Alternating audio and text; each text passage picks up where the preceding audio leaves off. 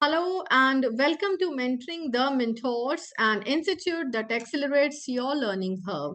My dear educators, as we have been talking about the trait approach to the study of personality, so in this video, we shall talk about the Big Five model, that is the five-factor model, FFM, under the trait approach to study the personality.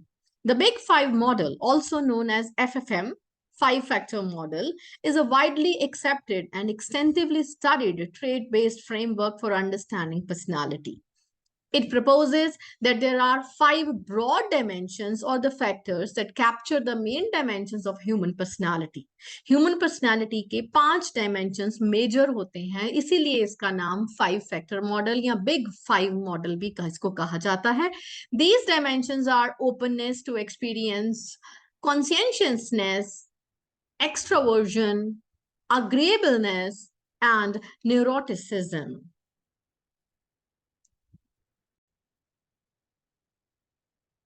So let's talk about the first one. It's openness to experience. Openness is characterized by an individual's preference for novelty, imagination, intellectual curiosity, and appreciation for art, beauty, and new ideas. When you are open to experience, right? Experience for what? Your preference is novelty, newness, imagination, curiosity, and when you appreciate the art, beauty, and new ideas. So people high in openness, they tend to be very creative, open-minded, adventurous, and intellectually curious. They enjoy exploring new possibilities and are willing to challenge traditional beliefs and norms. On the other hand, individuals who are low in openness are more conventional, prefer routine, and maybe more resistant to change. So, when we're talking about the different models, when we are talking about FFM, five factor model, the first factor we are going to talk about that we have just read, openness to experience, right? When you are very open, you means you are creative, you are open to novelty, newness, imagination. Obviously, you are very creative and you appreciate art, beauty of nature, new ideas, etc. Right? So, on the other hand, when you are low in openness means you do not want new ideas. You are not readily accepting the new ideas, new beliefs, new imagination, but you would rather prefer routine activities and maybe more resistant to change, right? You don't accept the change so easily. And another factor is consciousness. Now, consciousness reflects the degree to which individuals are organized, responsible, self disciplined, and goal directed, right?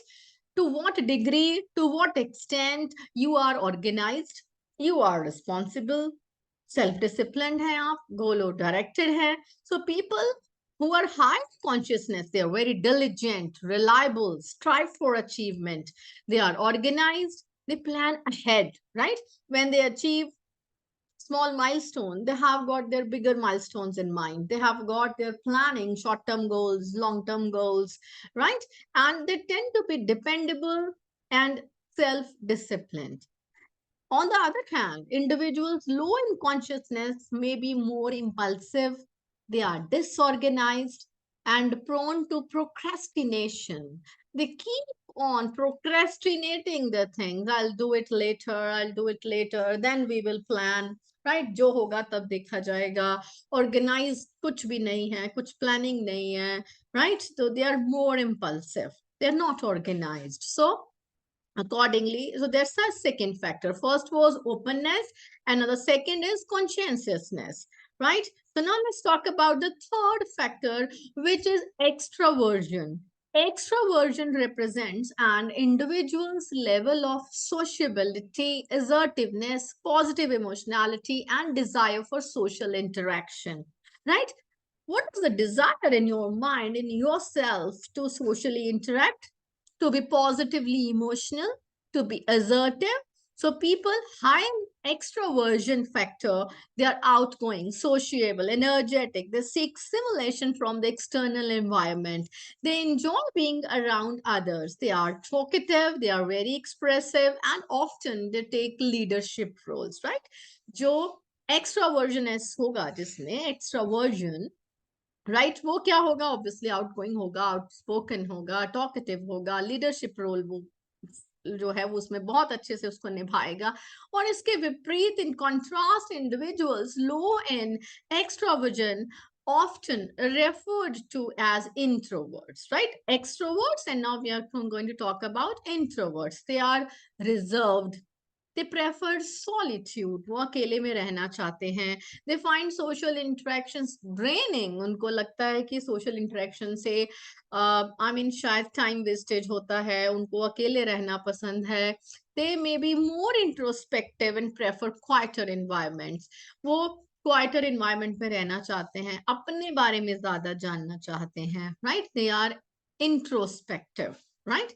So it's like the third factor is extroversion. And now if I talk about agreeableness, right? If I talk about agreeableness, the fourth factor, agreeableness means that captures the extent to which individuals are compassionate, cooperative, trusting, and considerate of others' need. Agreeableness, अब दूसरों की needs के लिए कितना cooperative हो, कितना आप में compassion है, trust है, and people high in agreeableness are empathetic. When we talk about put yourself in others' shoes, when you are friendly and value harmonious relationships, means you have got higher agreeableness and you tend to be trusting, helpful, altruistic. And individuals, on the other hand, low in agreeableness may be more competitive, skeptical, and less concerned about others welfare. वो दूसरों के बारे में कम सोचते हैं, सिर्फ अपने बारे में सोचते हैं, ज्यादा कंपटीशन के बारे में सोचते हैं.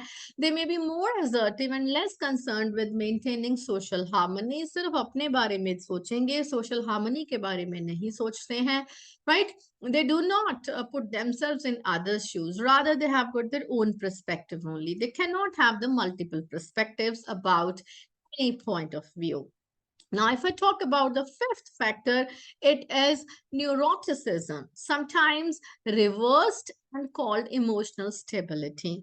Neuroticism represents the tendency to experience negative emotions such as anxiety, depression, mood instability. Individuals who have got high neuroticism, they are more prone to worry, stress, and experience emotional volatility.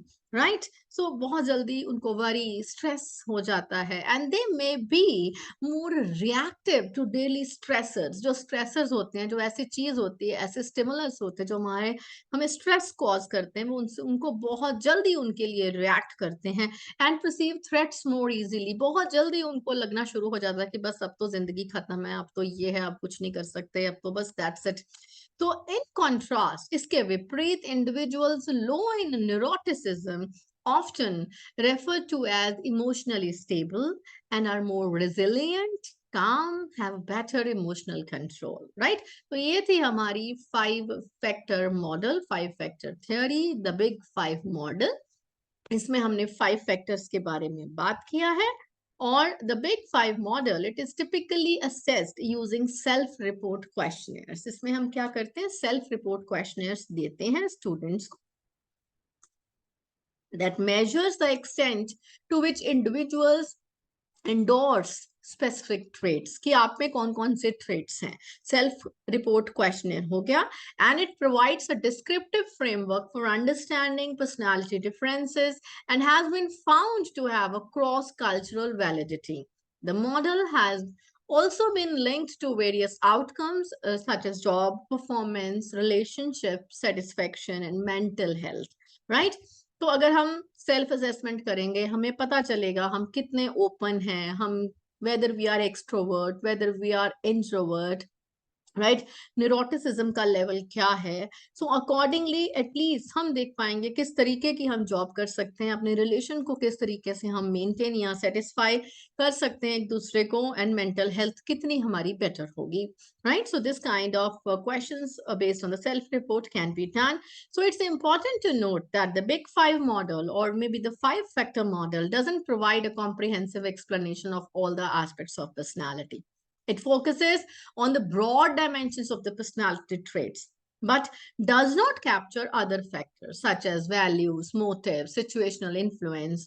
Nonetheless, the Big Five model has been widely embraced in research and has provided valuable insights into the structure and the measurement of personality traits. So, this is a very important model. Make sure you study all the different factors that we have just discussed, the five factors under this model.